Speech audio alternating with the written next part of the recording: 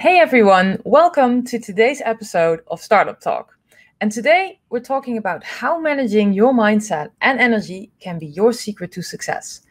As you notice, mindset is a topic that keeps popping up because it's so fundamental for both your personal and your business success.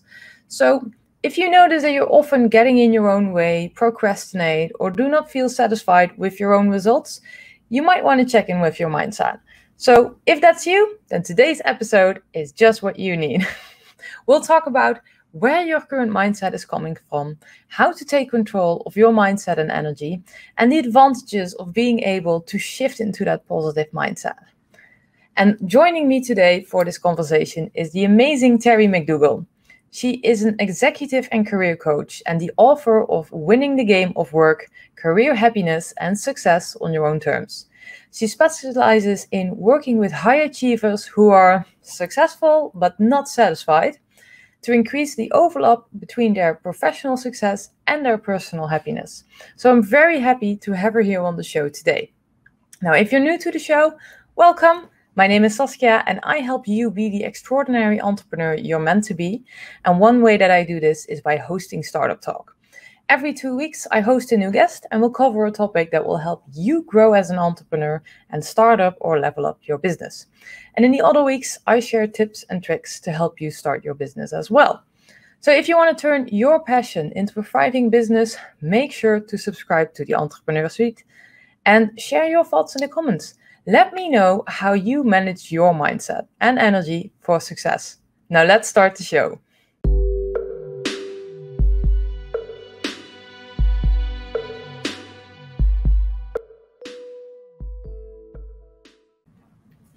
Hey everyone, today I have the amazing Terry McDougall here on the show, and we're going to have a talk about how managing mindset and energy can be your secret to success.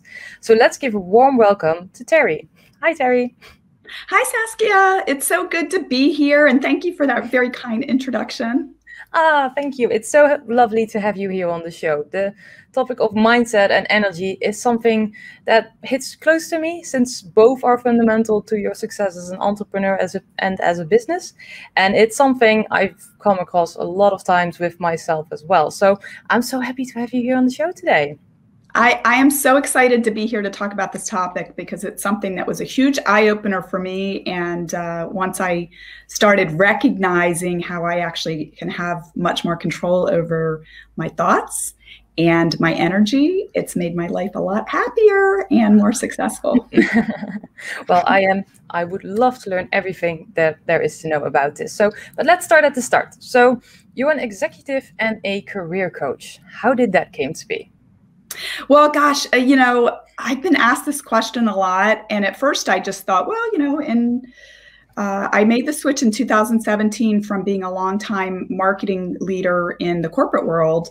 But I think the seeds of me becoming a coach happened a lot further back than that, maybe even starting in childhood, actually, because I'm the oldest of 4 girls. And so I'm the big sister. So I was naturally somebody that was helping and, paying attention and wanting to help my siblings. And that just continued on in school. And even after I got out of college, I would help people with their resumes. It was just something that I had an interest in myself to help me, advance in my career. But I also just had an interest in helping other people. And a lot of people didn't know how to do things like, putting their resumes together and stuff like that. And I also, when I first graduated from college, my boyfriend's mom gave me a graduation gift, which was the book, What Color is Your Parachute? What color is your parachute? That sounds interesting. Yeah, and it's actually a career book that's been around since 1970 by this great person named Richard Bowles, who passed away a few years ago, unfortunately. But she said, do not start interviewing before you read this book and do all of the exercises. And I'm so thankful that she gave me that advice, because the book is all about getting to know yourself and understanding what your strengths and what your interests are and thinking about what you're good at. And so before I started looking for my first job, I was saying, what am I good at? What do I like to do? And so when I started looking for the job, I had more of a direction to say, okay, what would be a good fit for me, rather than doing what I probably would have done had I not read the book, which is just go out and try to find the first job that somebody would offer me. And or if I look at myself, it would be like, oh, this sounds like me, or this sounds like something fun I would like to do. I'll just go do that. But then you wouldn't ask yourself the question like, hey, is this actually something that would fit with me? Yeah, many people are very susceptible to other people's suggestions, right? So if somebody says, "Oh, well, you should," I mean, I've had clients who, their parents said, "Oh, maybe you should, you should be an accounting major because accountants make a good living," and nothing wrong with accounting at all. But if you can be good at things that you don't like to do. And I've actually coached a lot of people that are in that situation, and they get to a certain point in their career where they're making too much money to switch, or to easily switch. But anyway, like, I digress. So I had always had an interest in career advancement. I a lot of times did not understand why, even though I was working hard, I wasn't advancing in my career. I had some good mentors along the way who helped me sort of understand how to navigate the corporate environment. And at a very key point in my career, I hired a career coach who helped me make it from sort of the manager level to the director level. And so I really understood the value that coaching could bring. And in my last job, or last company, I was there for 12 years. And I'd say probably 10 out of the 12 years, I was very happy. And in the last job that I took there, it wasn't a job that I applied for. I did not want the job. My boss had said, "I want you to take this job."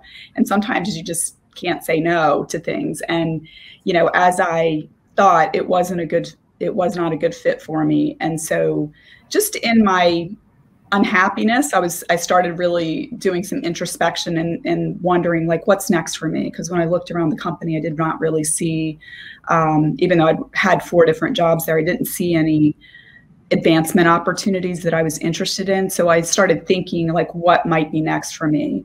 And, when I looked at myself, I thought, well, I've been coaching and mentoring people on my staff. They're high performing. I'm getting good feedback from them that it's helpful. And so I found a coach training program, and I decided to get certified.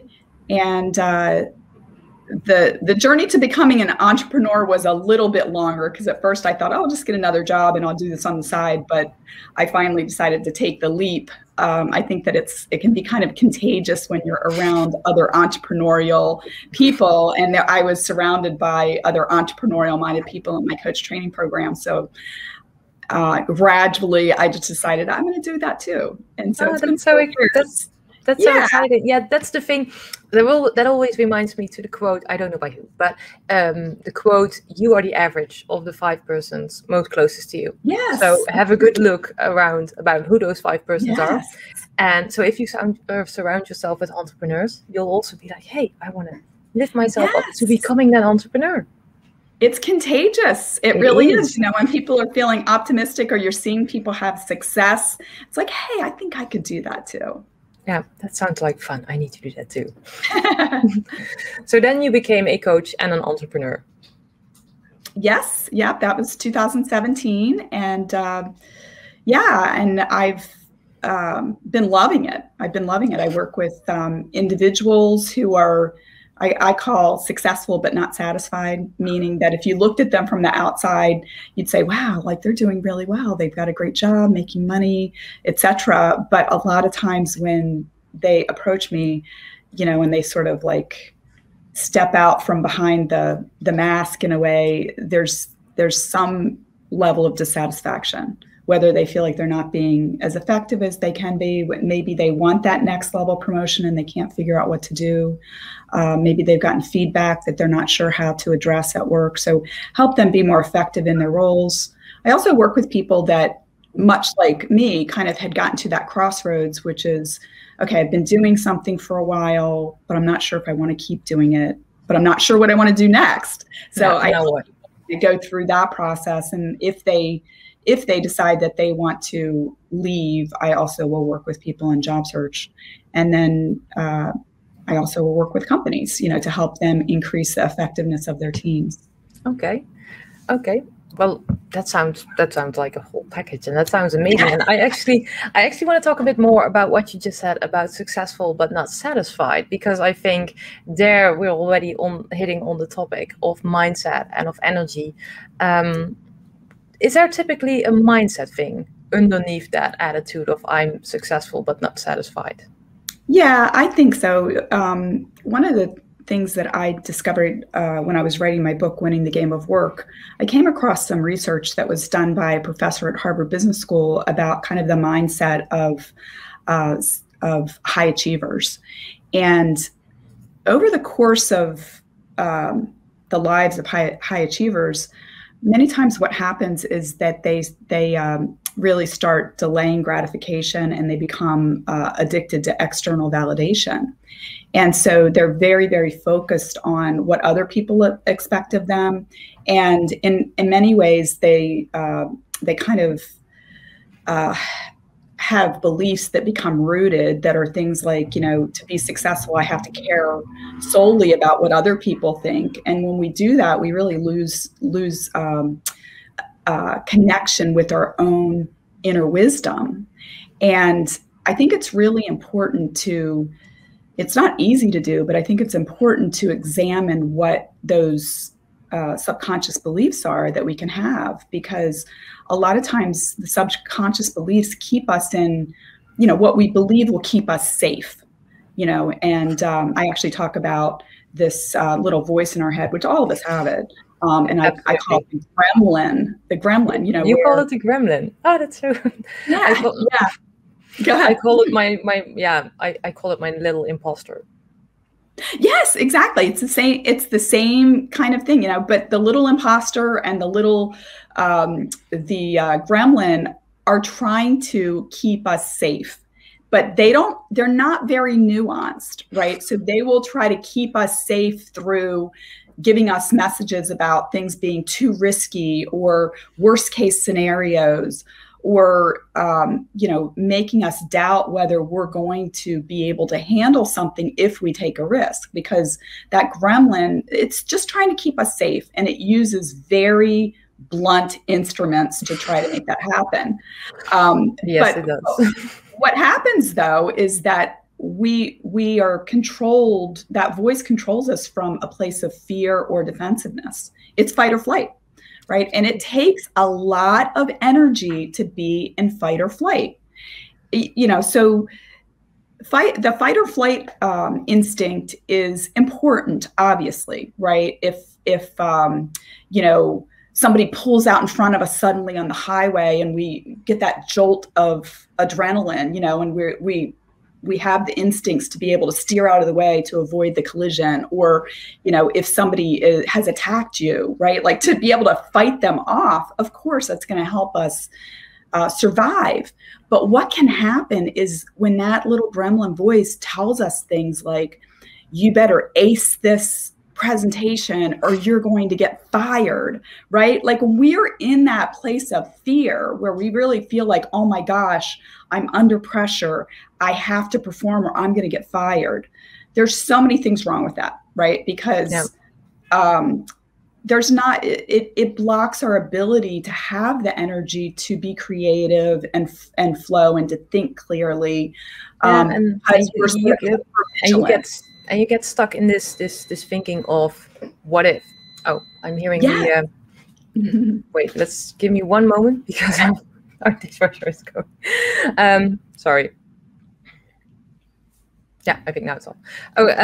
So yeah, I think we then get stuck in this rut of what if as well. What if this happens? What if this happens? And it keeps stacking on top of each other. What if this? What if this? What if this? What if this? And the typical thing about our gremlin, our imposter, is you don't actually hear it. It's or at least the moment you actually realize, like, wait a minute, it's so subconscious. The moment you realize, like, hey, there it is again. There's my gremlin. Then you're already like, or at least I'm way deep in, like, oh, I'm already in that whole loop of what ifs. Right. How do you take control of that? Well, I mean, I think the first thing is to start to listen for it. And also to recognize that, you know, a lot of times people, they relate so much with that voice that they think that that is their voice. And it's actually, if you can sort of separate it and say, well, that's my gremlin voice again. And that gremlin is kind of ignorantly trying to keep me safe.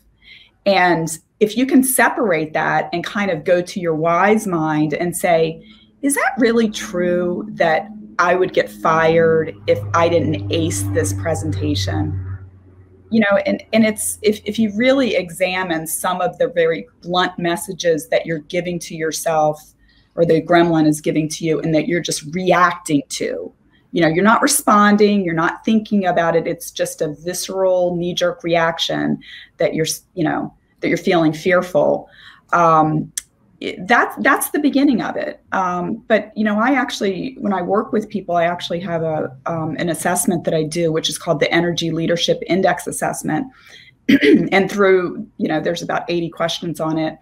And through those questions, we actually can start to surface some of those subconscious beliefs that are sort of, I mean, you know, you said it, that we don't even hear some of those messages. And it's so true, because it's in the subconscious, and it's sort of like an operating system. You know, like on our computer, if there's a glitch in the operating system, our computer is going to malfunction at times. And that's kind of the same thing that happens with us when we've got these subconscious beliefs that are not serving us well. And I also want to like point out that, you know, people might say, well, where did these subconscious beliefs come from? Well, below the age of 7, we do not have the ability to objectively judge messages that are coming at us. You know, when we're children, we're little sponges, and whatever happens around us, we're just absorbing that. You just absorb it. True. We absorb it and we take it for, you know, the honest truth. And so that becomes sort of what our beliefs and values are.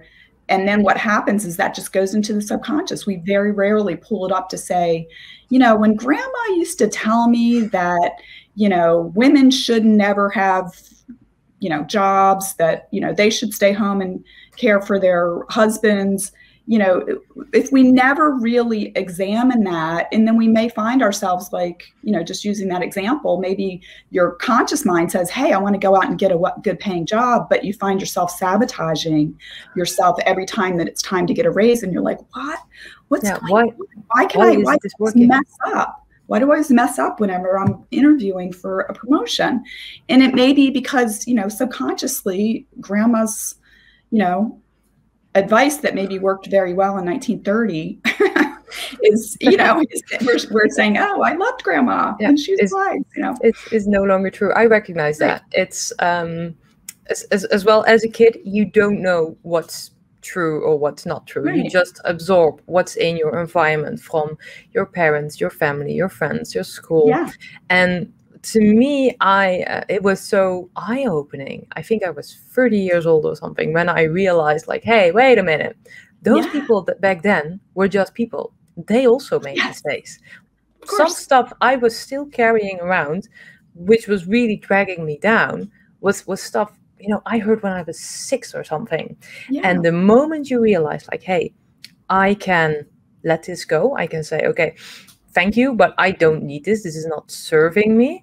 Then it feels like you're losing 20 pounds or something, you know, like this. It absolutely is true. I mean, we, you know, we carry around, you know, when we hear about people talking about baggage, it's really as if throughout our lives, like as we're learning these lessons, it's sort of like we're throwing these in a backpack that we're carrying around with us, and it's heavy. It's heavy. You know, a lot of these beliefs and judgments about ourselves are really heavy.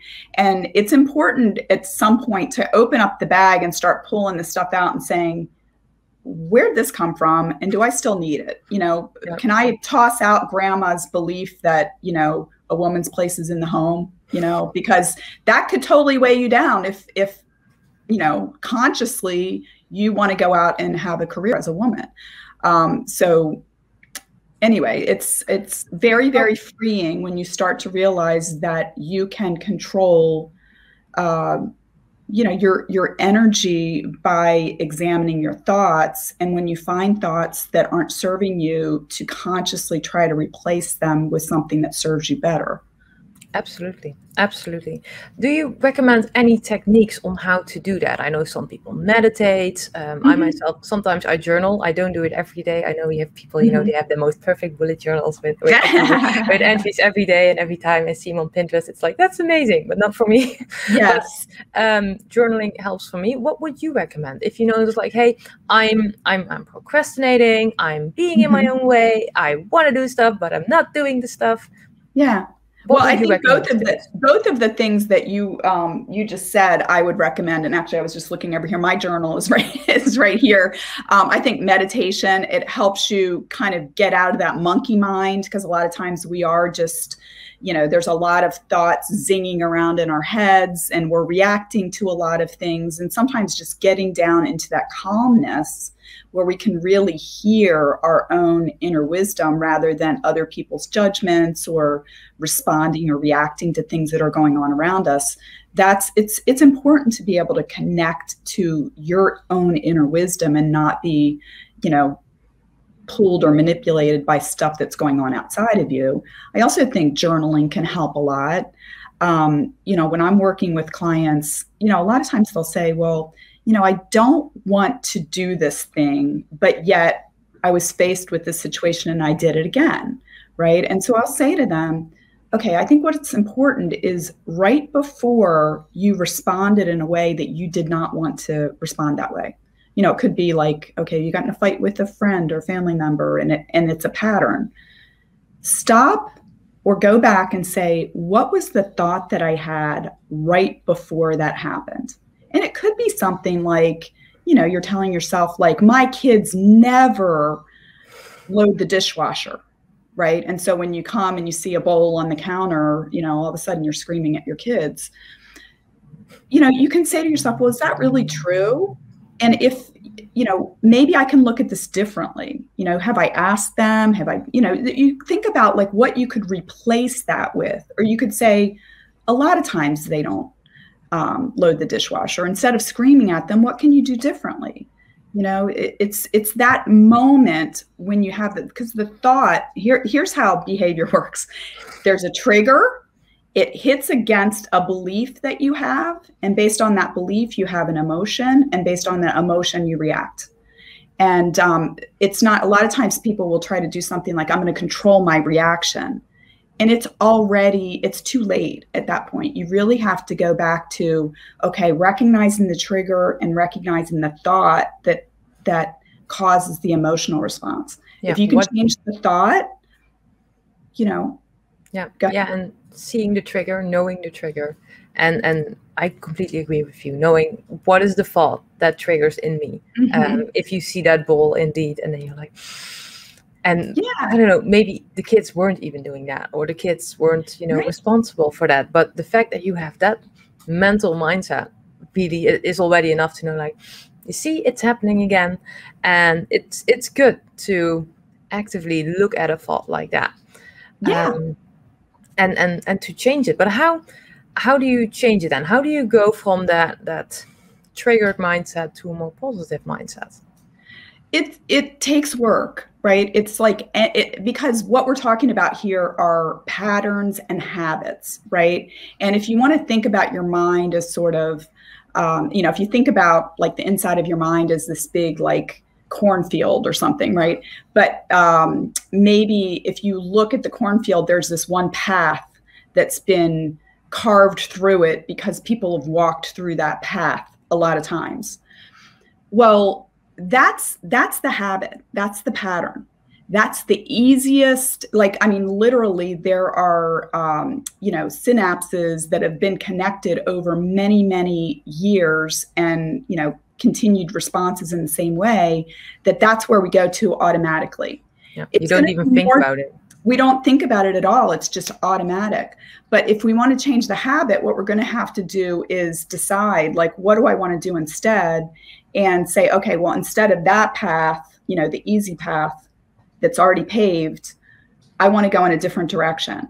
So at first it's going to be hard, right? Because you're going to be like, I got to, where's my like machete? I need to cut down these corn stalks, whatever, to go this way. And we're still going to, in the beginning, have that impulse to go the other way. And we might even be halfway down that path, but we've got to pull ourselves back and say, yeah, I remember I want to go this other way. And the more that we do that, the more that new way of reacting is going to replace the old way of reacting. And if, like, for example, going back to the, yelling at the kids over, not putting the dishes in the dishwasher, that's probably going to cause some damage to the relationship, right? If we're screaming at our kids all the time. And we may look at that and say, okay, that bothers me, but the results of my actions are not getting the result that I want, which is a closer relationship with my kids. And so in that case, I might say to myself, like when I see that dish there, I might say, instead of like thinking they never do this, they don't care about our house, they're lazy, whatever my judgments are. If I say, as a parent, this is an opportunity for me to teach them something, right? Like if I replace the belief with that, it's going to be different. I'm going to react differently because I'm going to say, hey, Cameron, come in here. Honey, I noticed this bowl is here. Is this your bowl? Would you please put it in the dishwasher? Instead of screaming at them, right? And that's going to, in the long term, hopefully build the kind of relationship that I want to have with my kids, rather than me just reacting to my emotional response based on this belief that, oh, my kids are lazy and they don't care about our house, right? Yeah, which isn't true. Not the case. At least I hope it's not true. Right. Well, and that triggers in me as well the thoughts, seeing the typical road you can take out of habit and the new road you can take. It's also about realizing what is the cost of me having this habit, and what is the opportunity, or what can I gain if I actually change this? If I change this way of working, if I keep doing this, it will damage my relationship with my kids. When my kids grow up, they'll be like, oh, mom was always yelling at me about a bowl, Yeah. And maybe what are we talking about? and if you approach it more like, hey, is this your bowl? Can you clean it up? Can you put it in the dishwasher right now? Then it actually, you're no longer frustrated. You're not yelling anymore. And it will also help or create an opportunity to have a better relationship with your kids. Yep, exactly. And it's, we've probably heard that saying about what's the definition of insanity? It's doing the same thing over and over and expecting a different result. And that's what happens a lot of times with, things that we're frustrated about, is that if we've tried, if we're saying to ourselves like, oh, I'm so frustrated that this always happens, if we really want a different outcome, we can look at it and say, what could I do differently here? And, a lot of times when I'm working with people, they'll complain a lot about a coworker or their boss or something like that. And like the first rule of, human interaction is you cannot control other people. The only thing that you can do is change your own behavior. And many times, most of the time, if we change our own behavior, other people are going to change in response to it. I mean, we don't know exactly what they're going to do, but we have more control of other people by actually changing our own behavior. It's just, sometimes we don't, we feel like we're attached to, like, we're right and stuff like that. And, it's a dance that's not always positive. Well, and I think it's also easier to think like, this is not my fault. They're doing this to me. Because then you're putting the blame and the responsibility somewhere else. Versus when you look at yourself and be like, okay, I see the situation and this is how I reacted to it.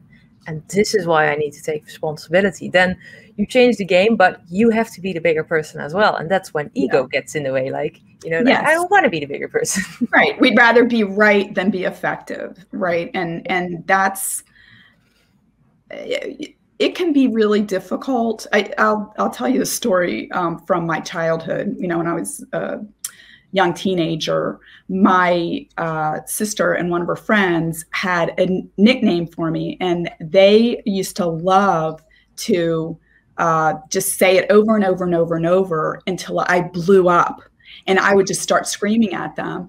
And they thought it was hilarious. And they would do it as like a parlor trick, right? Let's see if we can get Terry to get really mad. And I remember— It's awful. Oh, kids are awful. I can remember complaining to my mom, and she said, you know, if you ignore her, they'll stop, because you're rewarding them by getting mad. They think it's funny. And I remember at first, it was so hard. I just wanted to blow, right? But when I finally just, you know, was patient, and I just gritted my teeth and I didn't respond. And sure enough, they stopped doing it. It wasn't fun anymore. But the hardest part was me getting over my, you know, desire to react to that, you know. And it's funny because I haven't really gone back to my little 13-year-old psyche to say, what was the belief that I had that was causing me to, you know, to blow up that way. But I suppose it was something along the lines of like, that maybe what they were saying was true or something like that. And for me to like hold myself back, I finally realized like I have more control over the situation by not responding. Yeah, so, you have more control by not responding. I'm not sure if I totally reinforced what I was saying earlier, but I did it by brute force when I was 13. I learned an important lesson, which is when you change your behavior, you can influence other people's behavior too. Absolutely. Yeah, exactly. And the big lesson that I learned there was that if you can step back and see what part you're playing in that dance, you can decide whether you want to keep doing that or not. You know, and if you think that maybe something that you're doing is contributing to an outcome that you don't like, you can think about, what do I want to do differently? We don't have to engage. There are a lot of people that will, you know, try to bait us or manipulate us, and, you know, through doing certain things. And we have a choice about whether we respond to those things or not. And also what we tell ourselves beforehand, because sometimes people can tell themselves like, that's not right, that person is doing that, and I have to do something about it. We can say something like, that's not right, but they don't report to me, so I don't need to do anything about it. You don't have to be master of the universe. Right. Yeah, so, exactly. So you are an executive coach and a career coach, and you work with a lot of entrepreneurs. What are typical mindset and energy traps that you come across? Well, one of the big ones is what I call the superhero syndrome, which is people feel like they're the only ones that can address a situation. I see that a lot with entrepreneurs, that they'll be very overworked. And of course, they feel a high level of ownership and responsibility for their business. But sometimes that can stand in the way of them really leveraging all of the resources around them. So learning how to delegate, learning how to think through, like, what's the gap between my level of knowledge and what I need to train other people to do in order for them to move up to be able to support me so I can do more. And so often I just think people don't, I actually use this phrase a lot. People do not mentally promote themselves. You know, even if their business is growing or they get promoted within an organization, that when they go to the next level, they keep doing what they did before and then also try to do what's required at the next level. And they get very stressed out. They, you know, get really unhappy. I've actually had some people that work in corporate that were lucky enough to get a promotion. I mean, maybe I shouldn't say lucky, that they were smart enough and hardworking enough to get a promotion, but because they weren't delegating things from their previous position, I had one person who said, I'm going to ask my boss to demote me. And I said, please don't. We worked on, you know, figuring out what are the leverage points that you need to start taking advantage of so that you can have the impact that is expected without you having to do all the heavy lifting yourself. I mean, you don't have to be you don't have to be Superman, right? You can train other people how to help you have that impact and then learn how to trust them to do their jobs. Yeah. Well, I think that's also something that you learn along the way when you just start out as an employee or as your business. You, as an employee, you typically, you're the hands-on worker, you know, you have to do the thing. And as an entrepreneur, you typically, either you start alone or with a small team. So you have to do the thing. You have to get your business there. And after a certain moment, you're growing, your business is growing, or you get a promotion at work. And then it's like, now you have to start, you know, delegating things. And especially for people who started up their own business, that's like their baby, you know. It is their baby. I have this vision, I have this baby. I don't want to give it away. I need to, but I don't want it. Right, you know? So I think that's for a lot of entrepreneurs, I can imagine that that's really challenging. Yeah, it is. And it's, you know, the things that people tell themselves underneath of it. I mean, sometimes it's founded in, you know, maybe not stepping fully into their own self-worth, you know, maybe feeling like, you know, people aren't going to care as much about this business as I do. And so therefore I can't trust them to support me. Yep. And I have worked with some clients like that. And sometimes what will happen is that maybe they make some hiring mistakes and they hire people who, you know, frankly aren't good fits. And then they use that as the evidence of why they can't trust people to support them. And, you know, I had a client that I worked with over this past year during COVID, and she has a very successful sort of home decor type business. And obviously during COVID, for many reasons, was struggling. But what, you know, just based on COVID, was working a lot, but yet some of the people on her team were just not stepping up. And she was kind of using that as evidence of like, see, I can't trust them. That means I have to do all this work. And I said, well, maybe it's just you have the wrong person in that position. And one of the things that was really interesting is that she started looking around at other people that worked for her. And she had somebody who was in a lower position, but who demonstrated the kind of values and characteristics, you know, and work ethic that she wanted in this more higher level position. And she actually ended up promoting that person. And it's been fantastic because it was somebody that was aligned with her in terms of values and work ethic and actually, you know, even having empathy for my client to sort of understand what her needs are and to step in and help her. Whereas the person before was like, well, you didn't tell me to do that. Like, why should I, you know, wake up and do what, you know, and that really was putting so much pressure on her.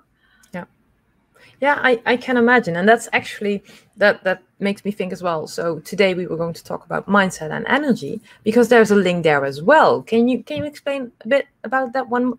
Can you explain a bit about that more? The mindset and energy? Yeah, it goes back to what I was saying earlier about the fight or flight response. When we have these very sort of, I don't know, dangerous thoughts like I'm going to get fired, or, you know, I can't let this person go who's not serving me because what will happen?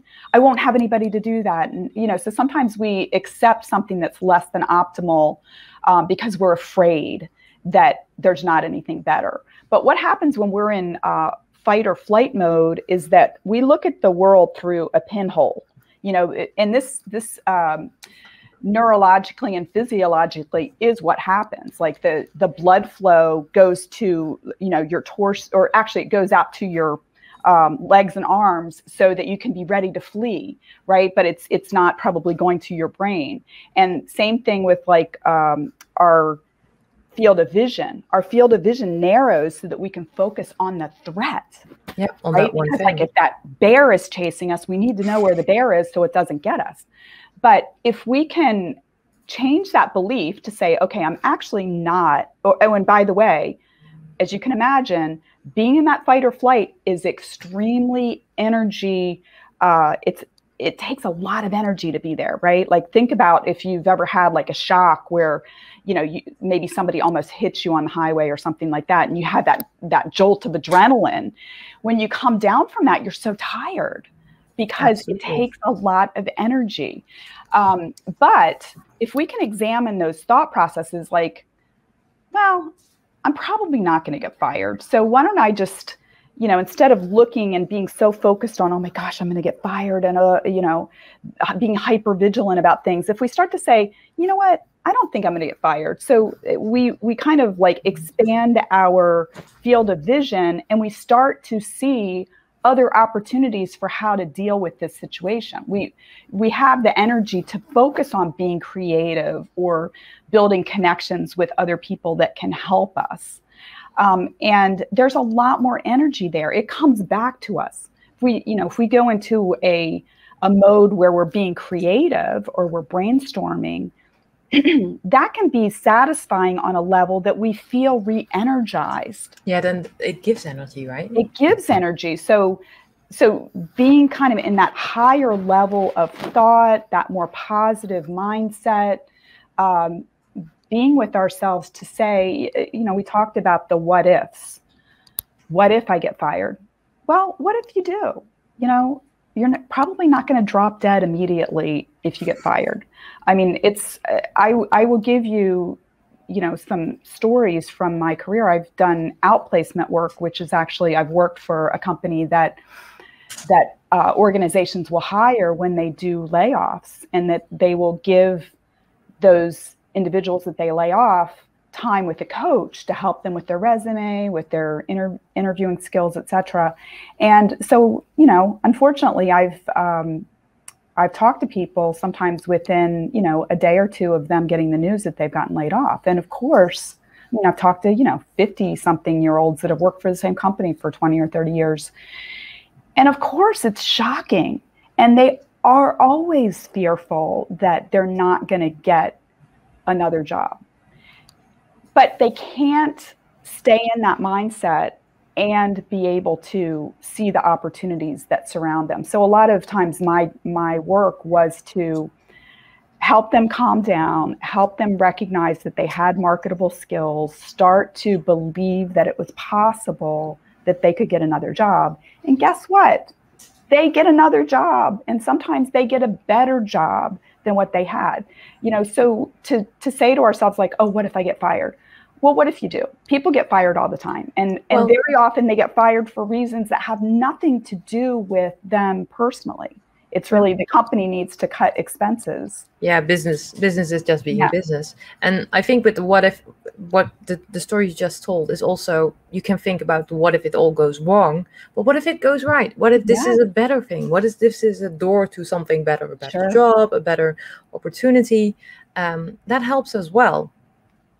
So if people want to get in that more positive, in that higher state of mind, are there any resources you recommend?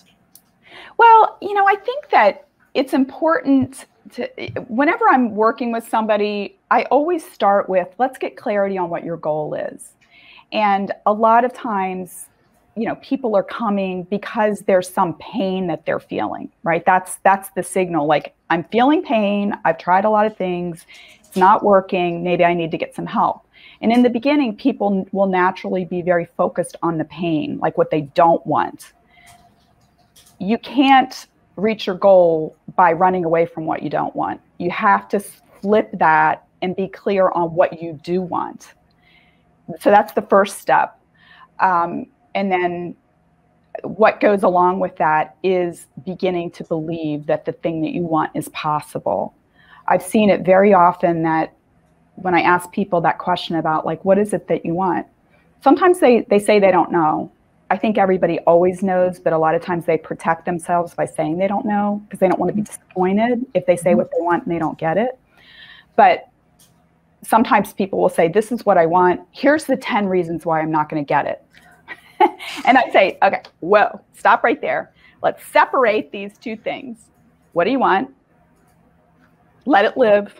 It's your dream. It's okay. And separately, what are the steps that we could start taking now to maybe make that happen? And, I've seen it a lot where people think that they want something, and as they start taking action steps towards it, they pivot. They find something that they actually want to do better, or they find out that, oh, I thought that was going to be an interesting job, but the more I found out about it, the more I realized it wasn't. But in all of the action that I took, I actually discovered something that was a better fit for me. We got to take action. And in order to take action, we have to believe that, a positive outcome is possible. And it is. It is. It is. Absolutely. Absolutely. Terry, I really love the conversation we had today. If my viewers want to learn more about you, where can they go? Well, they can go to my website, which is terrybmcdougall.com. They can also check out my book on Amazon worldwide, and that's Winning the Game of Work, Career Happiness and Success on Your Own Terms. And I am also active on LinkedIn. My handle there is Terry B. McDougall. I'd be happy to get connected with any of your listeners. And then finally, if people are interested in the topic of marketing, I worked in marketing for about 30 years, and I started a podcast in January called Marketing Mambo. And that's people can check that out on any of the platforms or at marketingmambo.net. That sounds amazing. I'm definitely going to check out that podcast. So yeah, thank you for joining us today. As I said, I really enjoyed our talk. The discussion we had about the importance of having a positive mindset and how it links to your energy, the cost of having that limited mindset, and how you can actually go towards that positive mindset. I think we really had some good key takeaways in there. So thank you for that. Well, thank you for giving me the opportunity to talk about it. It's definitely near and dear to my heart. Thanks, Saskia. Yeah, you're welcome. So if you want to learn more about Terry, check out her website, terrybmcdougall.com, and of course her book, Winning the Game of Work, which is available on Amazon, and check out her podcast, Marketing Mambo.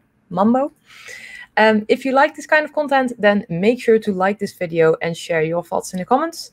If you haven't done so, make sure to subscribe to the Entrepreneur Suite. And if you want to know more about me, this show, or the Entrepreneur Suite, go to theentrepreneursuite.com. Thank you all for watching, and I hope to see you all again in the next video. Bye, everyone.